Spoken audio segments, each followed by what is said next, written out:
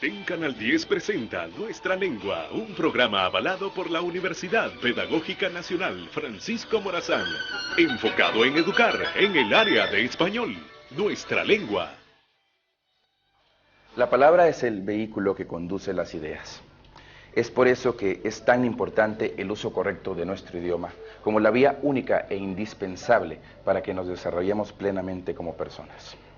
Bienvenidos a Nuestra Lengua, un programa educativo y cultural para enriquecer nuestro idioma, donde la palabra ocupa el punto más alto de la pirámide de la lingüística, la literatura y la pedagogía. Les saluda Manuel Ayes desde la Biblioteca Infantil de la Universidad Pedagógica Nacional Francisco Morazán. El día de hoy, en Taller de la Palabra, estaremos hablando acerca del Viernes Literario que se lleva a cabo aquí en la universidad. Es una actividad en la que los jóvenes pueden tener acercamiento con los escritores hondureños y asimismo poder relacionarse con la literatura y con las grandes obras que han recorrido nuestro país y compartir un ambiente literario entre ellos. En Novedades del Español, la profesora Litza nos tiene para hoy las palabras indio e indígena, palabras muy arraigadas en nosotros, en nuestra sangre, en nuestras palpitaciones y en nuestro rostro. No se pierdan esas hermosas palabras que estaremos conociendo a continuación. En Café Literario, la profesora Brenda Herrera nos tendrá una entrevista, una conferencia que dio el crítico literario y profesor de la Universidad de La Serena en Chile, Sergio Vergara Alarcón, acerca de la escritura de vanguardia en Hispanoamérica y también de la posvanguardia.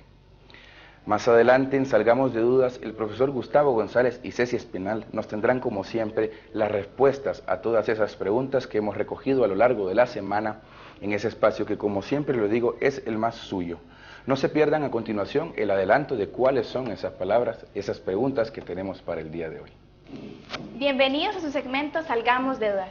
Profesor Gustavo, nosotros conocemos a la gramática como el conjunto de normas que rige una lengua para usarla adecuadamente en todo el contexto, pero estas reglas tienen sus excepciones, y es en ese momento cuando creamos nuestras ambigüedades e inseguridades al hablar nuestra lengua. Así es, sean todos bienvenidos una vez más a su segmento Salgamos de Dudas. En esta ocasión, como dijo Cecia, existen reglas que regulan el uso de la lengua, y lo que pretendemos nosotros es dar a conocer algunas claves, algunas cláusulas para usarlo de forma adecuada. Es por eso que en esta ocasión vamos a dar un avance de esas preguntas que ustedes se han planteado respecto al uso del español. Vamos a comenzar respondiendo la siguiente pregunta. ¿Es adecuado decir imprimido? También vamos a hablar de cuándo hay que escribir ción en las palabras, es decir, con esa terminación en X. ¿Es adecuado decir más inferior?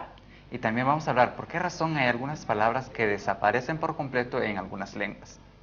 Asimismo, hoy vamos a presentarles una nueva dinámica, y eso se llama Jugando con las Letras, y consiste de la siguiente forma. Hoy vamos a entregarles una palabra, a partir de la cual ustedes tienen que formar otra, barajando las letras dentro de la misma palabra. Así es, cabe resaltar que esas palabras que surjan de esa otra palabra generadora deben ser palabras conocidas y también reconocidas por la Real Academia Española. La palabra hoy vamos a utilizar el nombre Óscar. A partir de esa palabra vamos a formar otras y le daremos tiempo durante todo el programa para que ustedes puedan publicarla en nuestra página, y al final podremos dar lectura de todas las formas que podemos jugar con las letras para formar otras palabras. Así es que están cordialmente invitados a que veamos qué podemos formar con Óscar, qué palabras, qué posición ocupará esta letra para formar otra palabra que sea reconocida. Así es que tenemos toda esta hora para jugar con esa palabra y formar. Y al final, recuerden, podemos dar algunas palabras que nosotros hemos formado a partir de ella.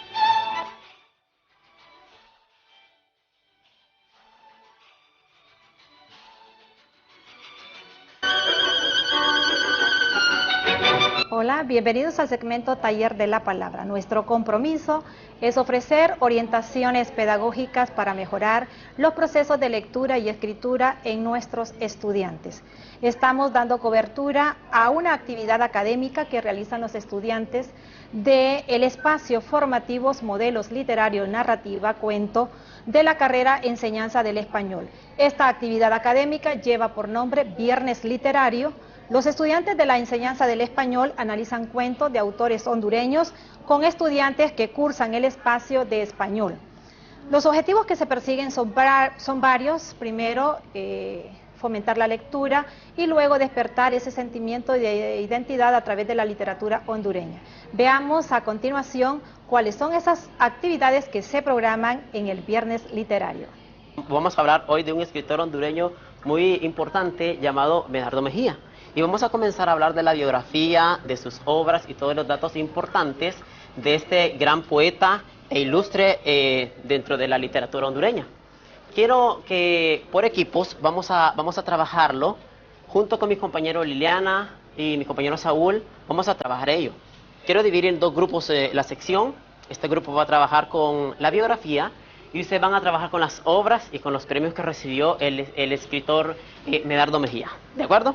Vamos a darles unas tarjetas, ahí van a anotar todos los datos importantes, porque de ahí vamos a pasar aquí al pizarrón y vamos a ubicar toda la información adecuada. ¿Listo? Vamos a trabajar pues.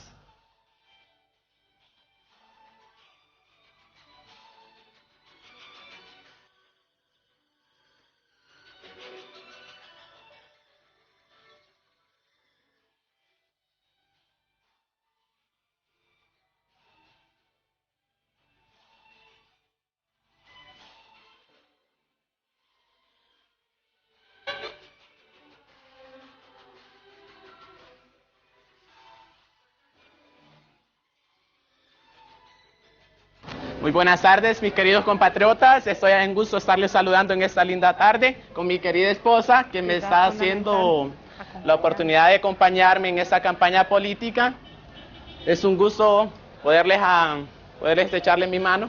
Mucho gusto, mucho gusto, mucho gusto, mucho gusto, mucho gusto, mucho gusto, mucho gusto.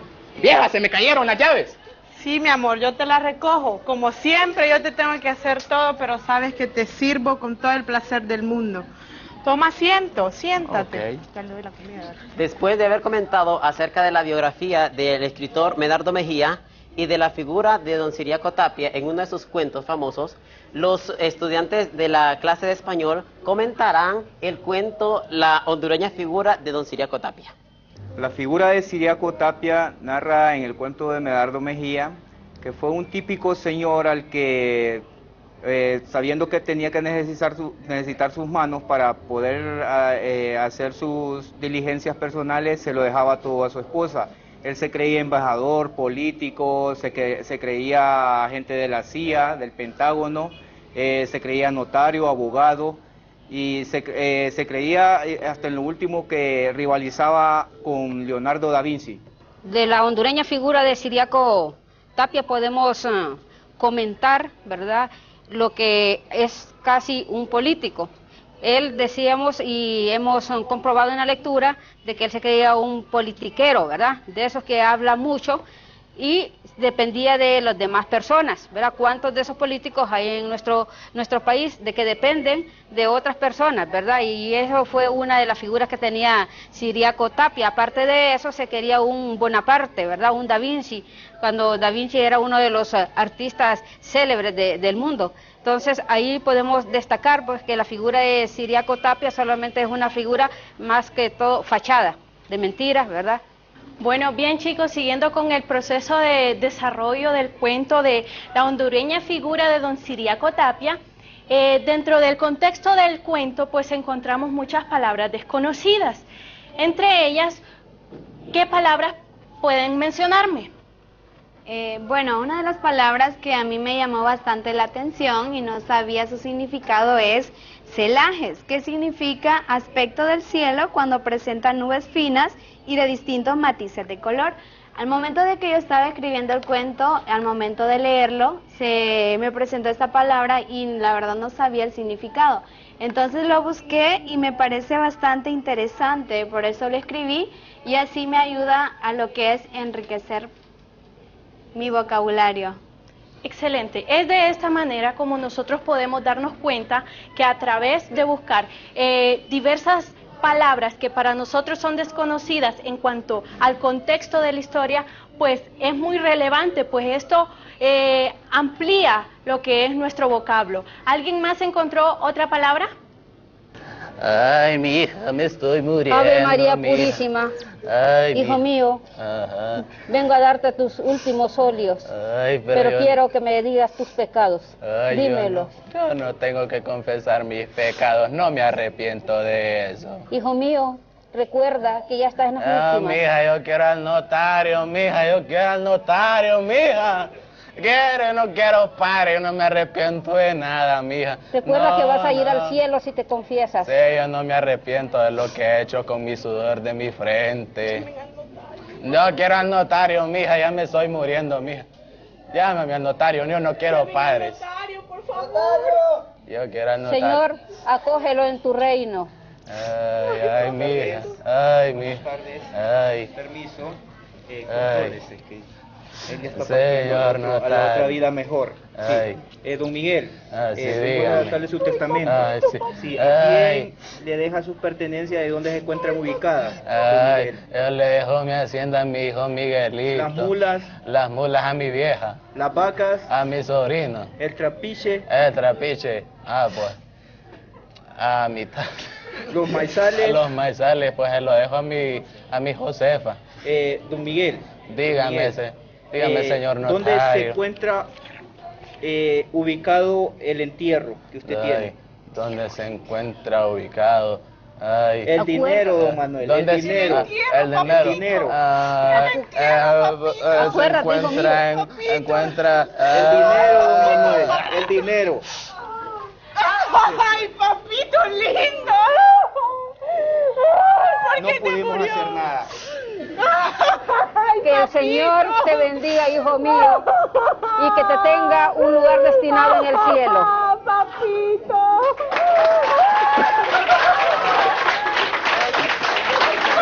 Podemos hacer una lectura de la actividad académica Viernes Literario, donde la metodología está centrada en los estudiantes y quien la dirige es la docente. Otros aspectos importantes es la interacción entre los estudiantes de diferente nivel, la parte lúdica que juega un papel importante para poder aprender. No necesariamente tiene que ser una prueba escrita, sino que el conocimiento lo pueden adquirir. En este caso son lecturas de autores hondureños donde pueden identificar y también pueden desarrollar otras habilidades, además del reconocimiento de la información, la parte de la opinión. Bien, en este sentido, pues quiero presentar también a la profesora encargada de la actividad del Viernes Literario y que nos pueda contar así de manera breve cómo surge la propuesta innovadora del Viernes Literario. Un placer estar con usted, profesora Maura. Esta actividad surge desde hace ya cierto tiempo, desde que conformamos la red de español. Empezamos haciendo las lecturas de la semana de una manera un tanto tradicional, pero luego buscando que los estudiantes verdaderamente disfrutaran y no consideraran a la lectura como algo aburrido. Y ya que en esta época las redes sociales, la tecnología son una gran competencia para nosotros, y generalmente son como distractores más que recursos de aprendizaje, decidimos experimentar y entonces creamos un espacio en una de esas redes con el nombre Orfebres de la Palabra. ¿Para qué nos sirve? Bueno, para facilitar que los estudiantes encuentren los textos.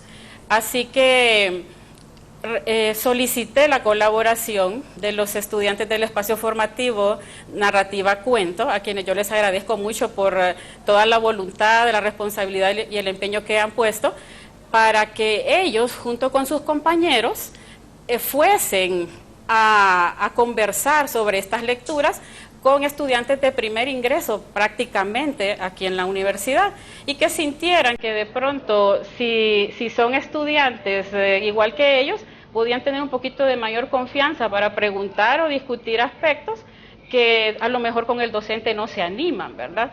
Entonces Facebook, que es la red que usamos, nos sirve en ese sentido. Ellos allí buscan, luego documentamos con fotografías, ellos comentan y en el aula luego se hace una retroalimentación. Qué interesante, usted está trabajando con dos espacios diferentes y mencionábamos eso de la interacción. Creo que para la innovación solo necesitamos actitud y compromiso. Soy Maura Flores y los esperamos en nuestra próxima emisión de Taller de la Palabra. Quédese aquí con nosotros en nuestro gustado programa Nuestra Lengua.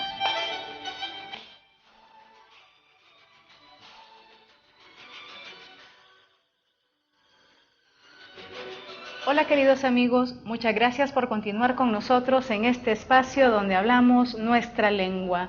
Les saluda Litza Solís y en su segmento Novedades del Español hablaremos del Día Internacional de los Pueblos Indígenas, efemérides que es celebrada en varios países del mundo el 9 de agosto para conmemorar la primera reunión del Grupo de Trabajo de las Naciones Unidas sobre Pueblos Indígenas que tuvo lugar en 1982. En esta ocasión rendimos homenaje a los 370 millones de indígenas del mundo y nos abrazamos a la determinación de la UNESCO para salvaguardar y promover su identidad, sus lenguas y sus sistemas de conocimientos. A propósito de la palabra indígena, queremos compartirles los datos semánticos y etimológicos que encontramos al respecto. Indígena es un cultismo proveniente del latín, que significaba de allí, y por extensión, primitivo habitante de un lugar, nativo.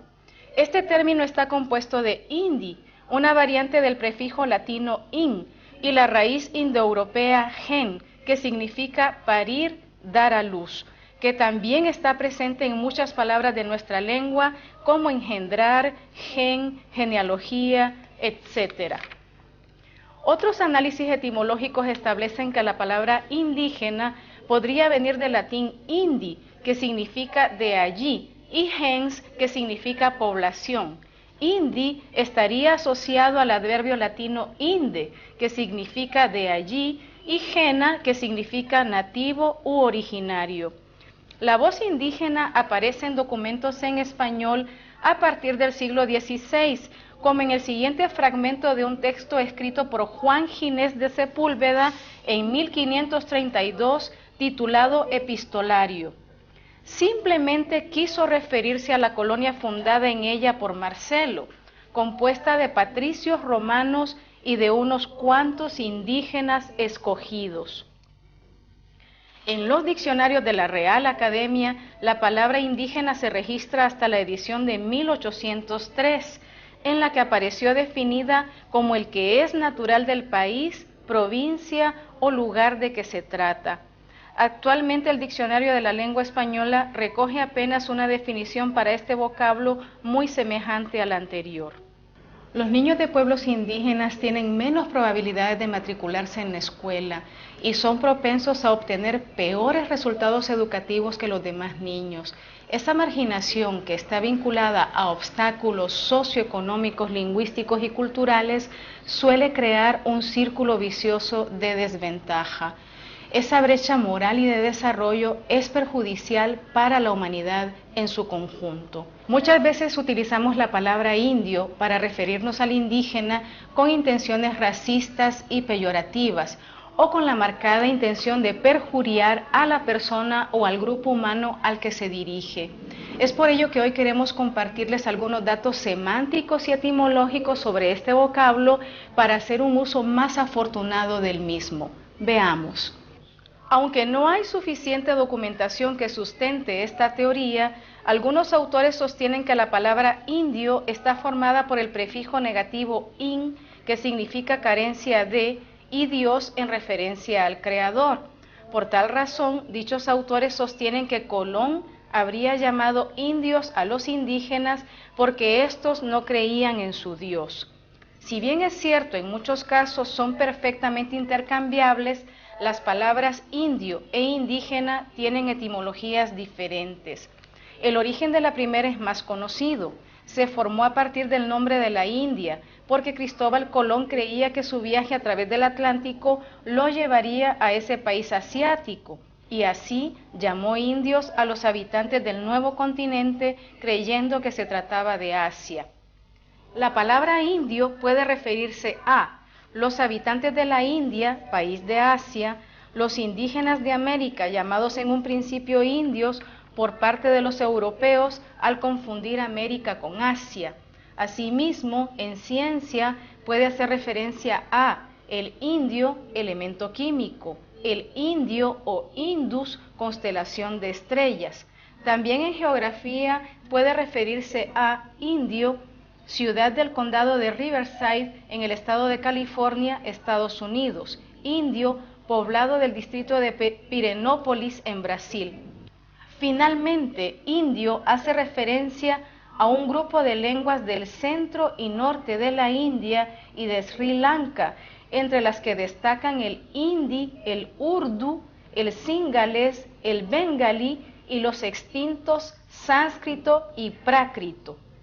Los pueblos indígenas son poseedores de una rica diversidad cultural y son portadores de conocimientos únicos sobre vida sostenible y respeto de la biodiversidad. Para aprovechar y alimentar esa capacidad se requiere una educación inclusiva y equitativa de calidad para todos. Muchos pueblos indígenas siguen privados de una educación de calidad. Muchas gracias por sus comentarios y sugerencias temáticas para este segmento. Sigan escribiéndonos a la dirección de correo electrónico que aparece en sus pantallas o a nuestra página de Facebook. Soy Litza Solís y los espero en una próxima emisión con más novedades del español. Hasta pronto.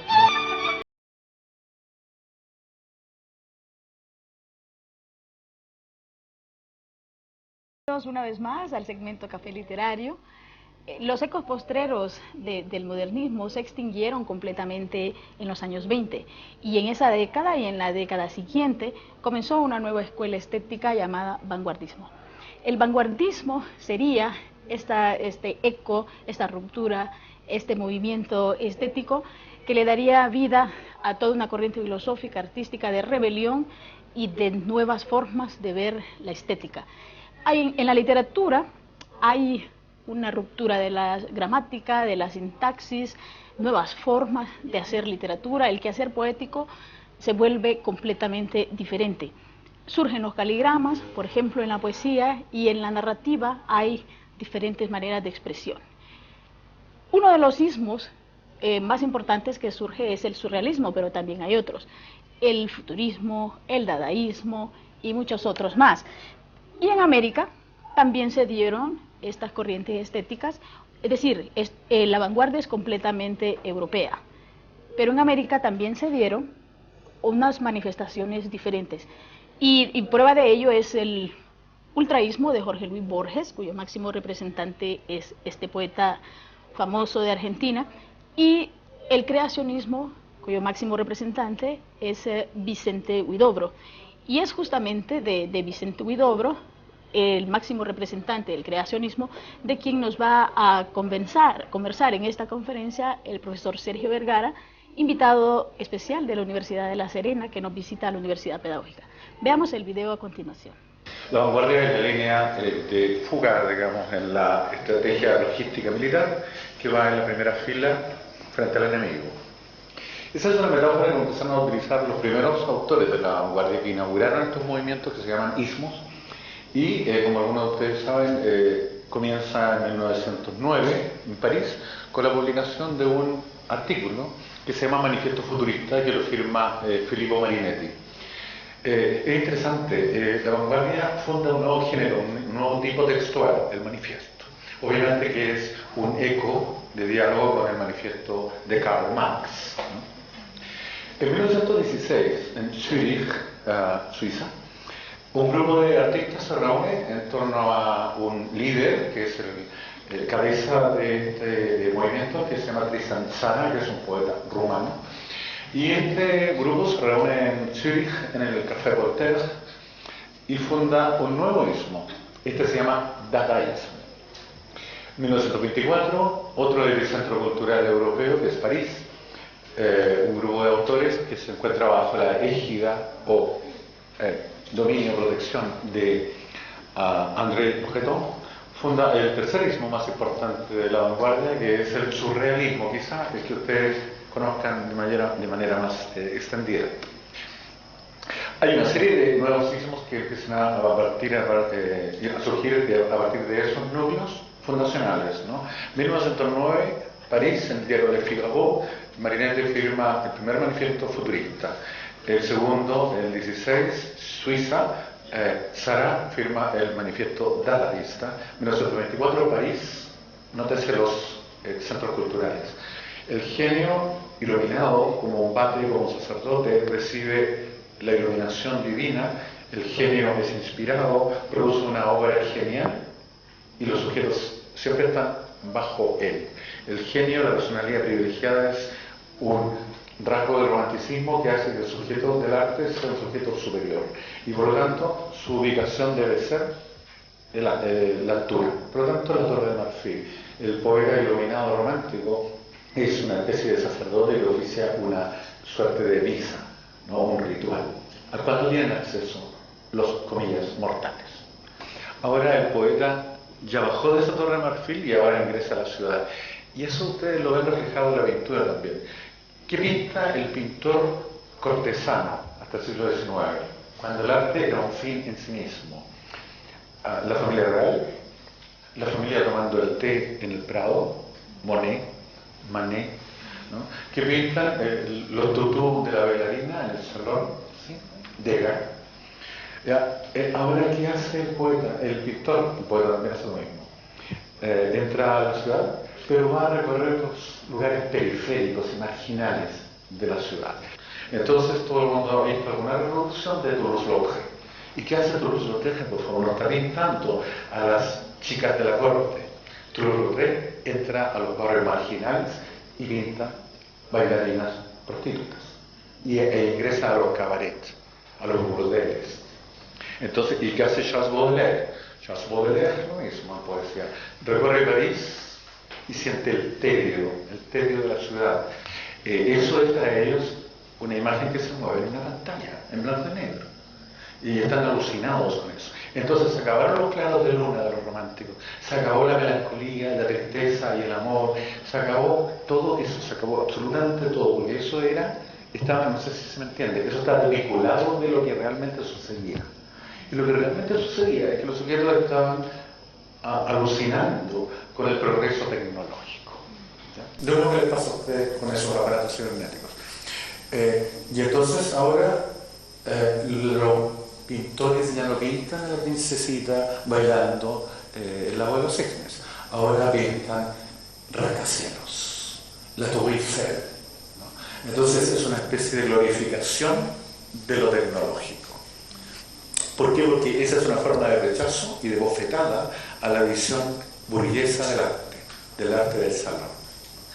En 1917, Marcel Duchamp, un artista belga, uno de los más importantes quizá el más importante de los autores de la vanguardia en lengua francesa, envió al Museo de Arte Contemporáneo de París un urinario, ¿no? Envió un urinario y le puso abajo fuente de agua y lo firmó Gato Moore. Yo no sé si ustedes han tenido la experiencia de ir a un museo. Es poco probable que ustedes vean un cuadro de la bailarina de Degas en tutú. Acá familia tomando el té en el Prado de Manet y de pronto fuente de agua, un urinario. Lo peor es que el Museo de Arte Contemporáneo de París aceptó el urinario. Al año siguiente Marcel Duchamp dijo, a ver, ya, ok, ahora voy a enviar una rueda de bicicleta. No sé si me entiende cuál es la vanguardia de la negación radical y absoluta de la forma de arte que había sido válida hasta fines del siglo XIX, porque esa forma de arte no estaba al alcance de una suerte de praxis social, política, que tenía que ver con los humanos, ¿ya? Ahora, no sé si alguien me podría decir cuál es la revolución máxima de Marcel Duchamp al enviar un urinario. En primer lugar, yo le doy una pista. Un poco con lo que comentábamos ayer con algunos de ustedes.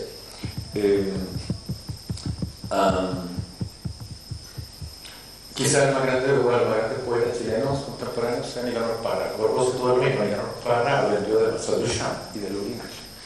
El equipo de censura parece que lo comprendió. No comprendió. Suele pasar. Entonces él toma un texto y dice, los pollitos dicen pío, pío, pío, cuando tienen hambre y cuando tienen frío. Y le puso un título, Canción Protesta.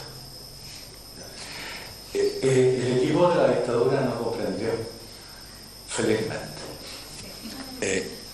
Es una tremenda canción protesta durante la censura, por supuesto, dictadura militar.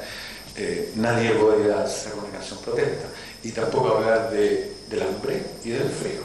Pero ¿qué hizo Parra? Tomó una canción popular de alguna y le puso el título solamente. ¿Qué hace Marcel Duchamp?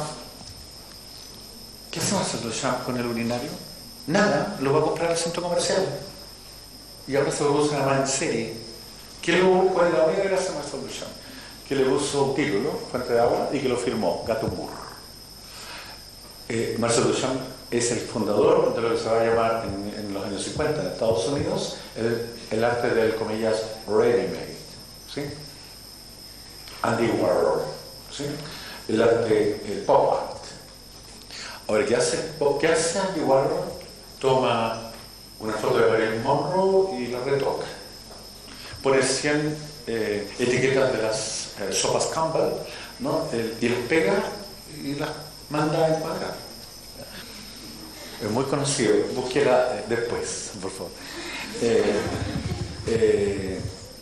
La Mona Lisa de Marcel Duchamp. La Mona Lisa, lugar común. Si yo le pregunto a usted va a decir lo mismo. El cliché que todo el mundo ha dicho en todo el planeta. La sonrisa enigmática. Nunca he entendido lo que quieren decir con eso, pero es fácil decirlo y da pedigrí, ¿no? Nadie entiende, no sé qué tiene de enigmáticas esa sonrisa. Hay millones de cuadros que tienen sonrisas enigmáticas. Pero Marcel Duchamp toma uno de los mitos de la pintura renacentista mundial, universal. Es la Mona Lisa, la Gioconda de Leonardo da Vinci. Es un cuadro divino, creado por un genio superior, único y irrepetible, que es el maestro de todos los maestros. ¿Qué hace Marcel Duchamp? Le pinta bigotes, ¿no? Y así siguen las intervenciones de la vanguardia que están destruyendo toda la concepción que ustedes tienen clásica del arte.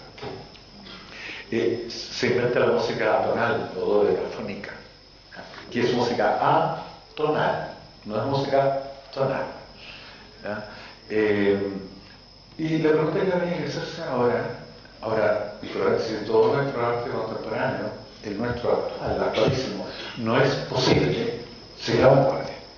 Para Vicente Huidobro, hacer un poema es como la naturaleza hace un árbol. Por eso él es el máximo exponente del creacionismo literario. Y hemos visto cómo la vanguardia, ese movimiento estético de ruptura, de grandes innovaciones, logró hacer eco en la literatura de aquellos tiempos. Porque eso quisieron y lo lograron con sus manifiestos. Gracias por haber estado con nosotros en el Café Literario. Siga con nosotros en nuestra lengua.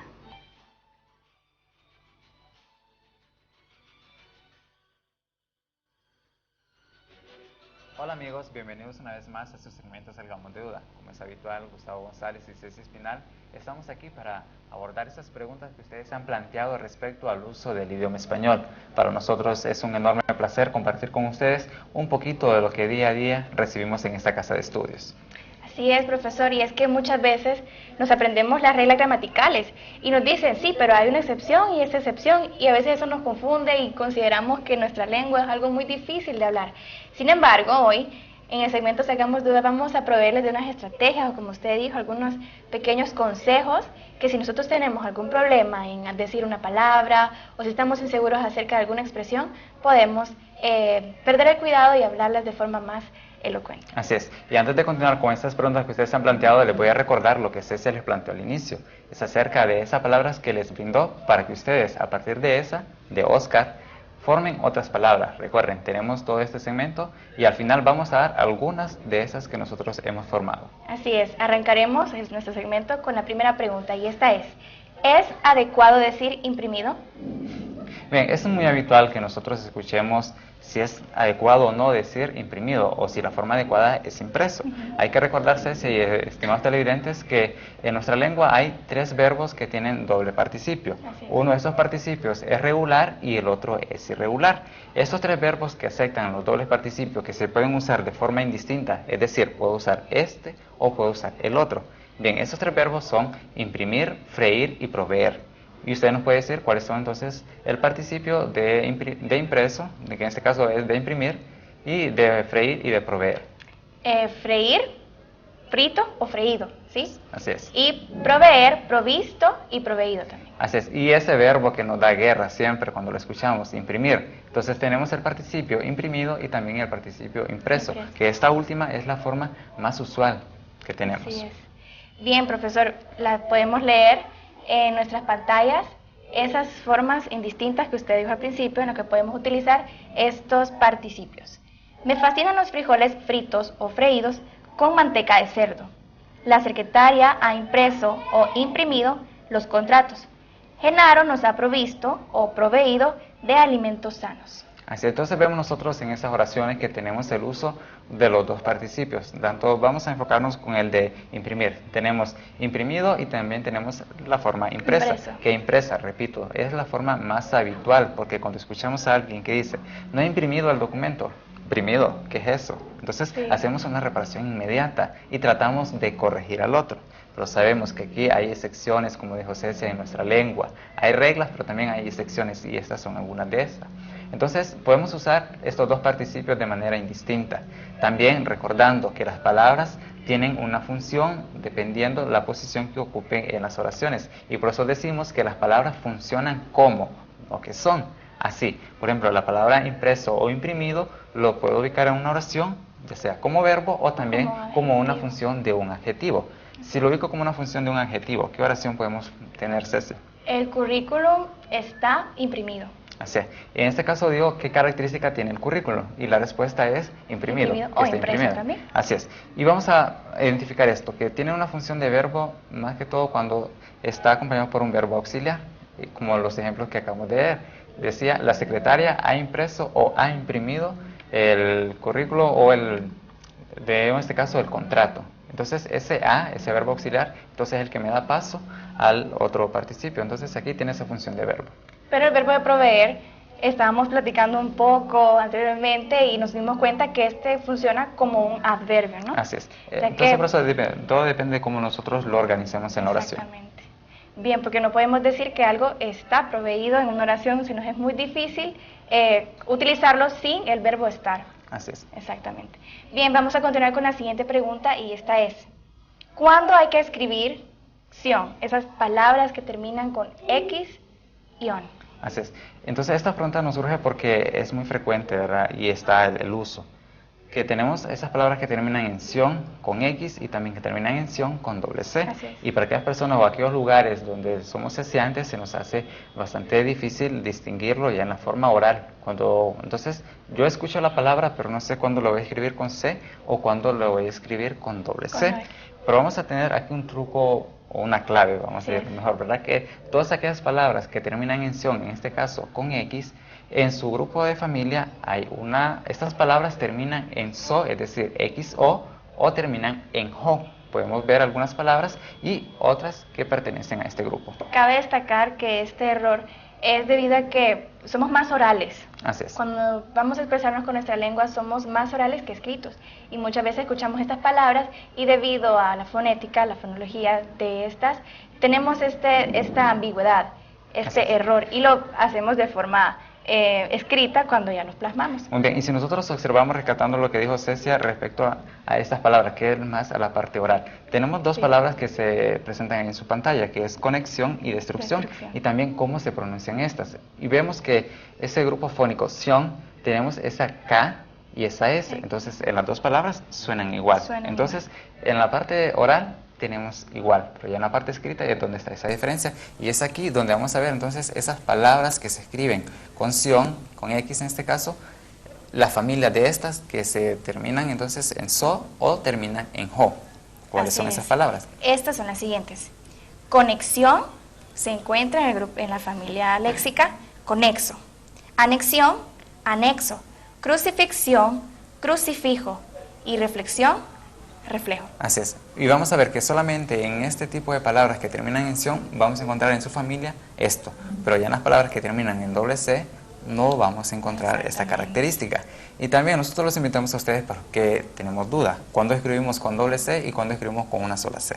Así es diferente también. Bien, pues podemos perder el cuidado cuando tenemos esa estrategia, ¿bien? Pensar en qué palabras de la familia léxica de esta también termina con una XO o con una J. Así es, entonces, ¿qué relación se puede establecer entre esta palabra con otra palabra? La siguiente pregunta que vamos a dar respuesta es la siguiente. ¿Es adecuado decir más inferior? Más inferior, Cecia, o más superior, o más mejor. Más mejor, muchas veces. Bien, ¿Más peor? Más peor, o más mejor. Entonces, de entrada, más inferior es inadecuado, entonces debemos quitar de nuestra habla ese uso, no decir más inferior, porque en sí la palabra inferior significa más bajo. Ahora, si nosotros le agregamos otro más, diría... Más bajo. Así es, doble, más bajo. Entonces es inadecuado. Ahora, por inferior o por más inferior, que es el uso que nosotros damos, tenemos algunas posibilidades de sustitución en la oración, ya sea quitándole elementos o cambiando por completo esta frase. Tenemos la oración, que en esa oración vamos a ver que el uso de más inferior es inadecuado y se les presentan estas dos posibilidades. Bien, la forma inadecuada sería la siguiente. Posee un nivel de energía ligeramente más inferior que el tuyo. Así es, ese más inferior, bueno, sabemos que el nivel de energía que yo poseo es bajo, sí, en comparación con el que posee Cecia. Entonces no es necesario decir más inferior que el tuyo o que el suyo.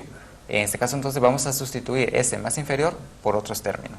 ¿Cuáles serían esos términos? Estaríamos diciendo posee un nivel de energía ligeramente más bajo que el tuyo, ¿sí? Así es. Así es. La forma adecuada la podemos observar en nuestras pantallas y son las siguientes. Posee un nivel de energía ligeramente inferior que el tuyo. O como usted dijo, cambiando inferior por más bajo quedaría la siguiente forma. Posee un nivel de energía ligeramente más bajo que el tuyo. Así es, entonces nosotros debemos tener ese cuidado con el uso de estas palabras, con el uso de esos adverbios de cantidad que denotan este tipo. Y lo mismo sucede con esas palabras cuando decimos más superior o más mejor, que suena bien, pero hay un error gramatical en este caso. Bien, profesor, muchas veces nosotros leemos textos antiguos o cosas históricas y vemos unas palabras que nosotros nunca las habíamos leído, nunca las habíamos escuchado. Y es que estas palabras sinceramente ya no las utilizamos actualmente, sino es para hablar de cosas pasadas. Así es. Pero podemos decir que estas palabras desaparecen poco a poco. La siguiente pregunta. Esa es la pregunta. Es ¿por qué desaparecen ciertas palabras en las lenguas? Así es, y es precisamente porque lo que se acaba de apuntar, porque hay objetos de épocas pasadas que han existido, pero que en la actualidad ya no existen. Entonces, esas palabras que denotaban esa realidad desaparecen, porque al desaparecer una realidad, también desaparece el nombre de esa, es decir, la palabra. Entonces, los hablantes son los que hacen ese movimiento o ese cambio de palabras. Y aquí significa que cambian o que ya no existen, sería en este caso, pero se dan otra situación, que hay palabras que caen en desuso, y estos son los famosos arcaísmos. Entonces, son reemplazados por otras palabras, ya sea por diferentes circunstancias, de características sociales o económicas, o dependiendo de la situación que tiene el hablante respecto a esa palabra. Y estas nuevas palabras son los neologismos que nosotros decimos. Entonces, la realidad existe, pero esa realidad no es nombrada de la misma manera, sino que con otros nombres. Vamos a ver algunos de esos ejemplos. Antes de pasar a estos neologismos y arcaísmos, hay dos palabras que nosotros nos dimos cuenta que sinceramente no las utilizamos más y esas las podemos observar en pantalla, son las siguientes. Tálero o borseguí. Para empezar, no sabemos qué es un tálero ni qué es un borseguí. ¿Por qué razón? Porque nosotros no convivimos en esa época, no sabemos qué son. Es decir, porque no tenemos esa experiencia. Pero si ya buscamos en un diccionario, vamos a encontrar esas definiciones, porque los diccionarios, vulgarmente se dice, son cementerios de este tipo de palabras. Palabras que ya no están en uso. Así es. Ahora vamos a dar paso a los ejemplos, sí. Tenemos la forma antigua, albeitar, y la forma nueva es veterinario. Voy a llevar a mi perro al albeitar. ¿Qué Nadie nos va a entender. Entonces decimos, ¿qué relación hay entre la forma antigua y la nueva? No hay ninguna, porque si decimos albeitar y veterinario, no encuentro una relación de decir para evolución de esta palabra a la otra. Exacto. La siguiente es rafés, que la forma nueva es vil o despreciable. Es para designar esa realidad, alguien que es vil, que es despreciable. Entonces decimos, perdonando Cecia, Cecia es una persona rafés. No voy a decir que Cecia es vil, que es despreciable. Entonces, rafés denotaba eso, vil, despreciable. Sí, así podemos ver que no solamente se en objetos, sino en características, adjetivos. Y la última forma antigua de la palabra es lusco, que la forma nueva se refiere a alguien tuerto, a alguien visco o a alguien cegato. Así es, y esta palabra lusco es políticamente incorrecto y las nuevas palabras que están por denotar algo, una característica, en este caso una enfermedad o un defecto que tenemos o que tienen algunas personas. Así es. Porque en la actualidad, anteriormente, con decir lusco ya nos referíamos a alguien que tenía algún defecto en la vista. Pero ya en la actualidad esos defectos tienen unos nombres particulares, ya sea que dicen tuerto, que sea visco en particular. Pero como decimos, se siente así como que incómodo llamar a alguien de esa manera. Entonces, por eso decimos que es políticamente incorrecto. Así es, bueno, esas son las preguntas del día de hoy, pero hay algo que no hemos concluido. Recuerden que al principio hablamos acerca de una palabra, en este caso el nombre Oscar, y que a partir de esa palabra teníamos que formar otras. Voy a mencionar dos de las muchas que ustedes pudieron haber encontrado y que nos están en este momento colocando en nuestro perfil de Facebook, Nuestra Lengua. En Facebook pueden buscarnos y colocar esas palabras. Las que nosotros encontramos son las siguientes. A partir de Oscar podemos formar las palabras rocas y también la palabra caros. Y puntos suspensivos. Vamos a ver qué otras palabras podemos formar o qué otras palabras formaron ustedes a partir de Oscar. Bien, con esto hemos concluido el segmento Salgamos de Dudas, siempre esperando todas sus preguntas, todos sus comentarios y sugerencias para poder mejorar nuestro segmento y darles una mejor atención a todos ustedes que nos observan en casa. Así es, recuerden que para nosotros es un enorme placer compartir con ustedes lo poquito, como repito, lo que nos da esta casa de estudio y también lo que nos da Televisión Educativa Nacional, Canal 10. Y nos veremos en la próxima emisión de su programa Nuestra Lengua. Estamos llegando al cierre del programa. Agradecemos como siempre su fidelidad con nosotros y esperamos que siga semana a semana. El día de hoy en Taller de la Palabra hemos descubierto el hermoso Viernes Literario, una actividad que une y motiva a los estudiantes a conocer las obras literarias y a analizarlas y comprenderlas. Asimismo, los incito a que siempre se aboquen a este tipo de actividades tan fructíferas. En Novedades del Español, el origen de la palabra indio e indígena. Recordémoslo siempre, siempre desde la sangre y desde las palpitaciones del corazón. Esperamos que haya sido de su agrado toda la explicación que bien nos ha dado la profesora Litza Solís. También agradecemos a la profesora Brenda por habernos pasado esa conferencia tan bien dada por el profesor de La Serena, Sergio Vergara Alarcón, cuya facundia nos ha motivado mucho a buscar más sobre la literatura hispanoamericana. Y en Salgamos de Dudas, pues esperamos que haya sido de su agrado la forma en la que Gustavo González y Cecia Espinal han respondido a todas esas preguntas que nos han llegado a lo largo de la semana. Les digo siempre, escríbanos a nuestro correo que aparecerá a continuación en pantalla y también a nuestra página de Facebook. Recuerden que ese espacio es el más suyo y que siempre estamos pendientes de sus preguntas. Gustavo González y Cecia están siempre ansiosos de responderlas.